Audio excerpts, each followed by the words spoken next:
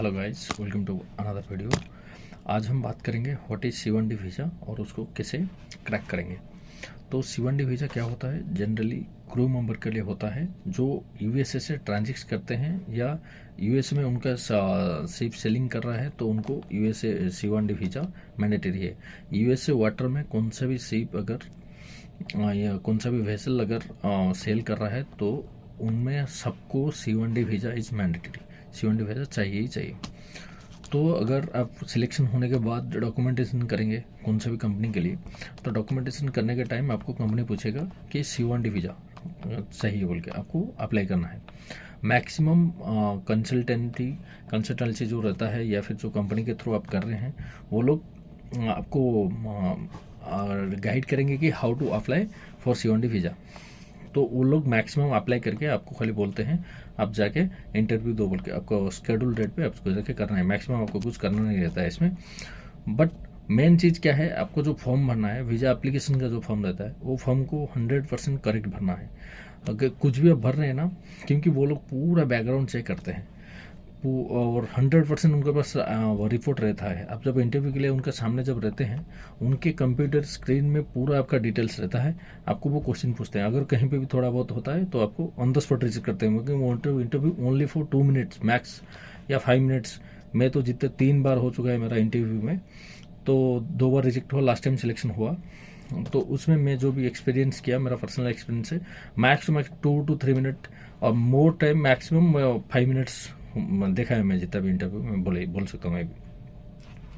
तो उसको कैसे अप्लाई जब करेंगे आप, बी रियल, जो कुछ भी आपका ओरिजिनल है और जो कुछ भी आपके पास है सर्टिफिकेट, अगर आप कुछ भी उसमें अपलोड कर रहे हैं, जैसे कि यू आर मैरिड, आप अगर मैरिड बोल के लिख रहे हैं तो फिर मैरिज सर्टिफिकेट कैसे भी करके साथ में लेके जाना है, लाइक दैट थिंग्स। कुछ भी आप उधर मेंशन कर रहे हैं तो उसके लिए आपको डॉक्यूमेंटेशन सपोर्टिव डॉक्यूमेंट चाहिए ही चाहिए, उधर लेके जाना है आपको। One thing done. Then DS-160 आप जब एक बार कंपनी के थ्रू अप्लाई कर दिए, अप्लाई करने के बाद आपको एक अपॉइंटमेंट लेटर आता। अपॉइंटमेंट लेटर आने के बाद उसमें अपॉइंटमेंट डेट टाइम पूरा फिक्स रहता है। तो बिफोर कहाँ से आप कर रहे हैं, मुंबई, दिल्ली, हैदराबाद, चेन्नई, बहुत सारा है ना, आप कहीं से भी कर रहे हैं। मैं तो 3 बार मुंबई से ही किया। लाइक अगर आप मुंबई के थ्रू कर रहे हैं, अगर टाइम आपको 8 o'clock तक है अपॉइंटमेंट टाइम, तो ट्राई करिए 5:30 के अंदर पहुंचने के लिए, बिकॉज वहाँ पे बहुत लंबा लाइन भी रहता है। तो बिफोर टाइम पहुंचना भी बहुत ज़रूरी है और बहुत भीड़ भी रहता है, बहुत ज़्यादा क्राउड रहता है वो एरिया। तो लाइन बाय लाइन वो लोग भेजते हैं अकॉर्डिंग टू अपॉइंटमेंट। आप एक बार एंट्री करने के बाद फुल चेकिंग होता है, A to Z चेकिंग होता है। कुछ भी जो सस्पिशियस आप जो भी रहता है आप अंदर लेके जा नहीं सकते। हाँ, बट बैग अलाउड है अंदर। आप फोन सेलफोन के लिए वहाँ पे स्टोरेज है, आराम से आपका सेलफोन स्टोरेज कर सकते हैं, बैग अंदर ले सकते हैं। बट आफ्टर स्कैनिंग आप बैग अंदर ले सकते हैं। बैग बाहर भी बोलेंगे कि बैग रख दो अंदर, इधर बाहर अलाउड नहीं है, ये नहीं है, बट बैग अलाउ किया। जो 3 बार गया 3 बार बैग अलाउ किया। फ़ोन के लिए भी अगर सिस्टमेटिक है, आप बाहर निकलने का टाइम फ़ोन आराम से लेके आ सकते हैं। अभी आते हैं मेन पॉइंट पे, वीज़ा इंटरव्यू क्या होता है। आप अगर अंदर जाने के बाद काउंसलेट ऑफिसर जो रहता है वो आपका एंट्री पॉइंट से ही वो मार्क करता है। जैसे वहाँ पे बहुत सारे लाइन रहता है, लाइन वाइज जाना पड़ता है। सिक्योरिटी के पास एंट्री करने के बाद ने फास्ट लाइन पे ही जाएंगे तो पहले आपको पासपोर्ट स्कैनिंग करेगा और बायोमेट्रिक्स अंदर से लेता है वो। बायोमेट्रिक्स लेने के बाद फिर से आपको जाना है मेन इंटरव्यू के लिए। बहुत सारे लोग रहेंगे, इंग्लिश या रीजनल लैंग्वेज। इंग्लिश के लिए दूसरा लाइन रहता है, रीजनल लैंग्वेज के लिए दूसरा लाइन रहता है। तो बेटर प्रीफर करिए इंग्लिश, बिकॉज C1D वीज़ा में आपको यूएस आके काम करना पड़ता है और यूएसए में इंग्लिश के बिना आप कुछ भी नहीं कर सकते। क्रूज या कहीं पे भी आएंगे तो आपको इंग्लिश के बिना कुछ भी नहीं कर सकते। तो प्रीफरेंस मैक्स C1D वीज़ा के लिए इंग्लिश ही देती है। नेक्स्ट आप लाइन पे आएंगे।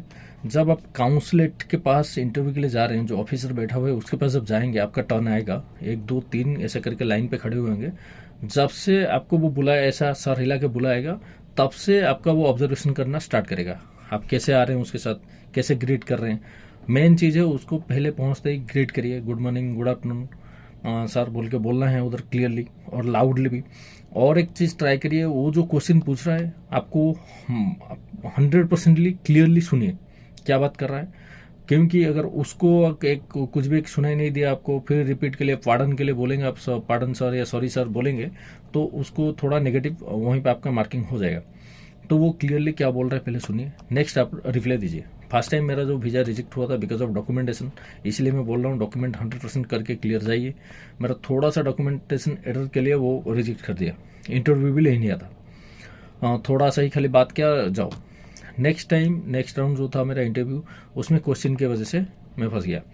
क्वेश्चन मीन्स वो आप मैरिड नहीं है तो यूएसए में थोड़ा ज़्यादा कम प्रेफर करते हैं, बट आपको 100% आपका देना है तभी जाकर आपका सिलेक्शन हो सकता है। तो वो पूछा था आर यू मैरिड, मैं बोला था नो। वहाँ पे जनरली बहुत सारा क्वेश्चन रहता है जिसमें हम लोग फंस जाएंगे, जैसे कि पूछेंगे आपका कोई रिलेटिव यूएसए में है कि नहीं है। वहाँ पे आपको होगा तो भी ना ही नहीं बोलना है।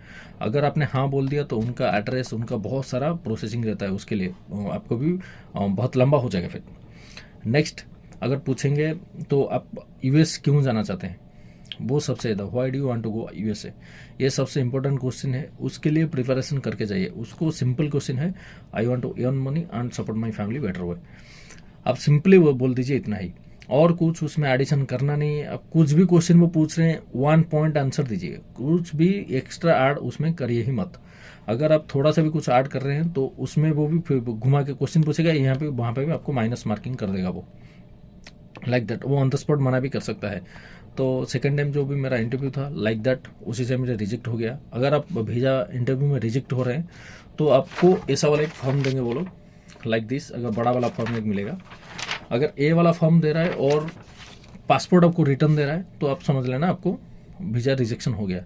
अगर आपका पासपोर्ट वो वहाँ पे कलेक्ट करके रख रहे हैं तो समझ लेना आपको पासपोर्ट सिलेक्शन हो गया। Then the third round interview में मुझे बस इतना ही क्वेश्चन पूछा था, ज़्यादा कुछ भी नहीं। हाउ आर यू पूछा and tell me about yourself, second round में पूछा था। देन पूछा are you married, then cut कर दिया, बिकॉज वो लोग ऑब्जर्व कर लेते हैं पहले से। रीज़न कुछ भी नहीं बताएंगे, आप कहीं पे भी ढूंढेंगे भी मिलना बहुत मुश्किल है। फर्स्ट टाइम जो रीज़न मेरा because of my documentation reject हुआ था, उसके लिए भी मैं गेस करते करते गया। फिर DS 160 जो भरा हुआ था उसको निकाला तो देखा, मुझे पता चला कि हाँ मेरा डॉक्यूमेंटेशन एरर था। नेक्स्ट टाइम मैं परफेक्टली प्रिपेयर करके गया, फिर भी रिजेक्ट हुआ। थर्ड टाइम ऑन January 2 मेरा माई वीज़ा गॉट अप्रूव्ड। उसके लिए जब नेक्स्ट टाइम इंटरव्यू किया, दैट्स वन, तो मैं जो भी इंटरव्यू क्वेश्चंस प्रिफर किया था उससे पूरा डिफरेंट था। जैसे कि आपको जॉब रिलेटेड क्वेश्चन वो पूछ सकते हैं, जैसे कि मुझे आई एम ए शेफ, तो वो लोग पूछे why do you want to become a chef. First question था उसका, मैं ग्रीट करने के बाद why do you want to become a chef.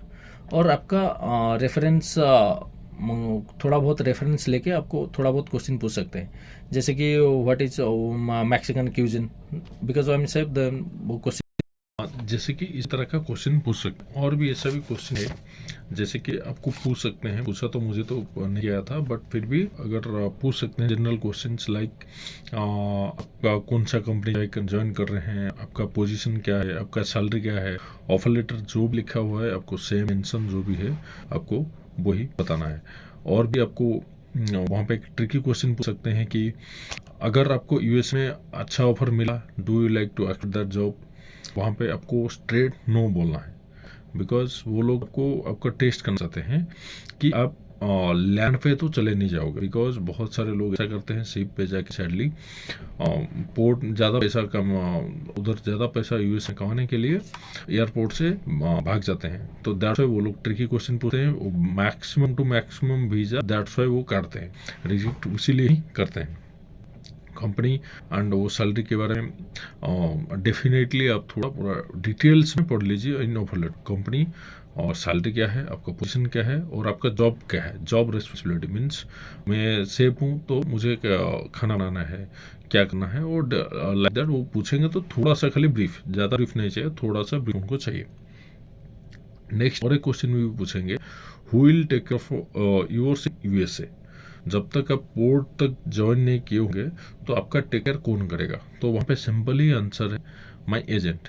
My agent company के द्वारा असाइन किया हुआ जो भी एजेंट होगा वो आपको टेक केयर करेगा from the airport two port. और कुछ भी ज़्यादा क्वेश्चन पूछना नहीं है। और जो भी टैंकर में जा रहे हैं लाइक ऑयल टैंकर हो गया या फिर दो कार्गो शिप है, तो उनके लिए भी एक छोटा सा क्वेश्चन भी वो पूछ सकते हैं ऑडिशन में। तो how many people required to run a ship, तो ये 22 पीपल ही होता है, आंसर उसका 22 पीपल ही होता है। तो और एक भी क्वेश्चन है, तो green colour represent which side of the ship, तो वो स्टारबोर्ड साइड है। और आपको ऐसा भी पूछ सकते हैं कि which side is the port side, your which side is the port side. ऐसा सब के लिए आपको थोड़ा जो भी STCW क्लास में पढ़े होंगे ना, उसको थोड़ा सा याद करके आना है आपको। जैसे आप और भी पूछ सकते हैं कि आपने प्री सी ट्रेन कहाँ से किया, जैसे STCW कहाँ पे किया, तो वो कॉलेज के बारे में भी पूछ सकते हैं। ऐसा सिंपल क्वेश्चन रहता है, बट वो कॉम्प्लिकेटेड अगर हम थोड़ा इधर उधर आंसर दें तो वो कॉम्प्लिकेटेड हो जाता है।